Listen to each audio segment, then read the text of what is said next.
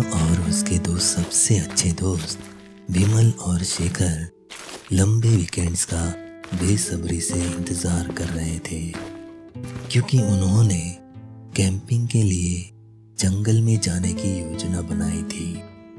रीवा बहुत उत्साहित थी, क्योंकि ये पहली बार था जब वो लड़कों के साथ कैंपिंग के लिए जा रही थी।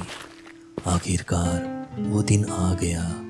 शनिवार की रात वो लोग कैंपिंग साइट पर पहुंचे।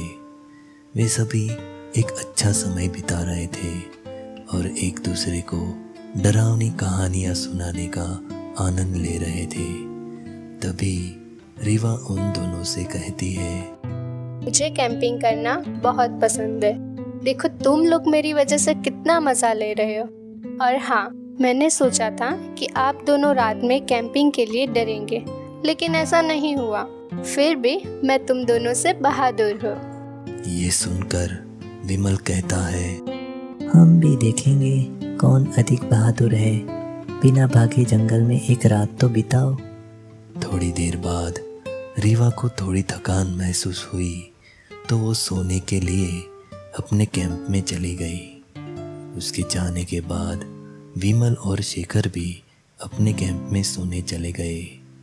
आधी रात को कुछ अजीब गड़गड़ाहट की आवाज़ सुनकर रीवा की नींद उड़ गई। वो घबरा गई और लड़कों के पास जाकर बोली, विमल, शेखर, जागो। थोड़ी देर पहले मैंने जंगल में कोई अजीब सी गड़गड़ाहट की आवाज़ सुनी। क्या तुम लोगों ने कुछ सुना? शेखर ने रीवा से कहा कि उसने कुछ नहीं सुना।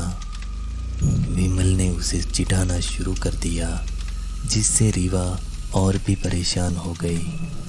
फिर उसे बेहतर महसूस कराने के लिए दोनों ने बाहर जाकर कैंप के चारों ओर जांच करने का फैसला किया। उन्होंने रीवा से कहा कि वो चिंता ना करे, वो लोग जल्द ही वापस आ जाएंगे। फिर रीवा अपने कैंप में लड़कों का इंतज़ार करने लगी। जब आधे घंटे के बाद भी लड़के वापस नहीं आए, तब रीवा और भी घबरा गई। उसने उन्हें कई बार कॉल करने की कोशिश की, लेकिन कमज़ोर सिग्नल के कारण कॉल नहीं लग पाई। रीवा ने खुद को संभाला और उन्हें देखने के लिए बाहर जंगल में जाने का फैसला किया।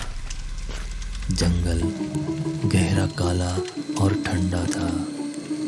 रीवा बेहद डरी हुई थी। रीवा को जंगल में अकेले चलने में बहुत डर लग रहा था।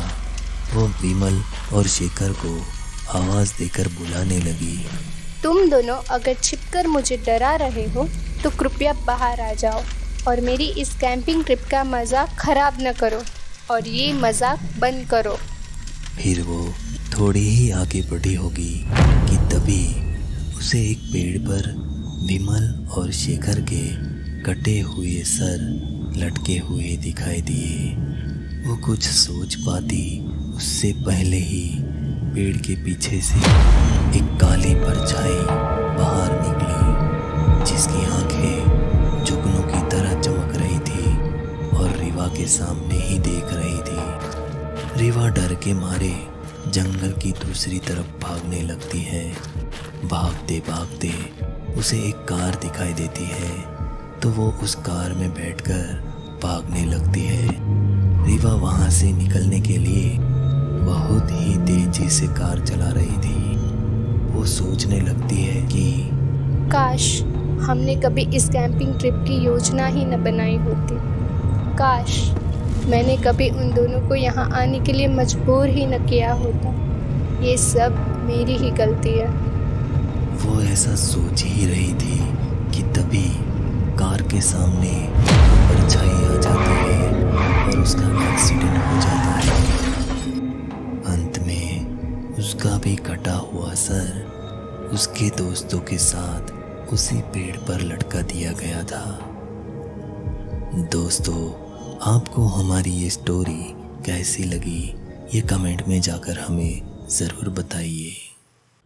अगर आपको हमारी ये वीडियो पसंद आई है तो उसे लाइक करें और हमारे चैनल को सब्सक्राइब करना ना भूलें।